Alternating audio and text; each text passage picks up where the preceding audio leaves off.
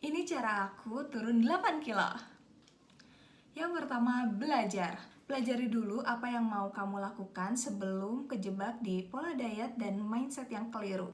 Untuk saat ini, banyak banget orang yang nawarin diet ini itu. Yang sayangnya belum tentu aman. Jadi, untuk cari tahu tentang diet yang benar dan aman seperti apa, coba cari tahu dengan ahlinya. Yang kedua, atur pola makan. Gak ada orang yang berhasil secara alami nurunin berat badan tanpa ngatur pola makan. Semuanya ngatur pola makan. Saat itu, aku mulai cari tahu kalori kebutuhanku berapa lewat kalkulator di website.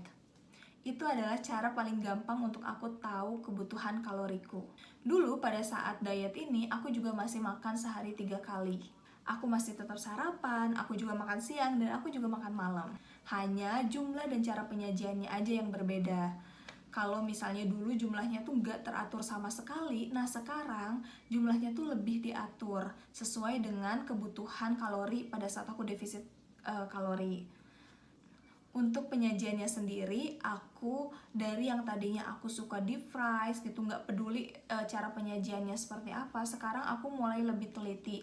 Kayak aku mulai ganti yang deep fries jadi misalnya ditumis, kalau misalnya memang aku masih mau makan makanan yang digoreng gitu dengan lebih sedikit minyak.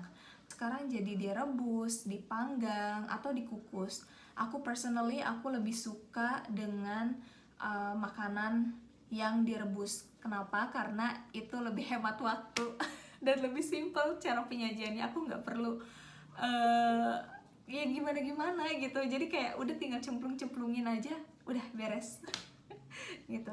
Nah, yang ketiga, aku itu olahraga. Awalnya aku juga sekitar ada sebulan atau 2 bulan itu aku hanya ngatur pola makan, dan itu pun udah mulai kerasa berat badanku turun gitu dari hasil timbangan tuh. Tapi setelah aku tahu manfaat dari olahraga itu bisa support banget proses dietku, akhirnya aku coba olahraga tanpa coach, tanpa PT, dan itu aku lakukan di ruang tengah rumah.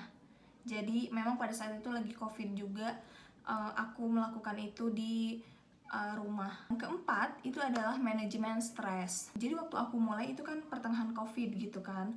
Nah, dimana aku tuh kan gak bisa keluar gitu loh. Semua orang gak bisa keluar rumah. Selama itu aku bangun habit baik kayak pakai skincare rutin, terus aku atur pola makan, aku atur pola tidur, aku juga baca buku, dan aku juga mulai kurang-kurangin manis dari gula tambahan.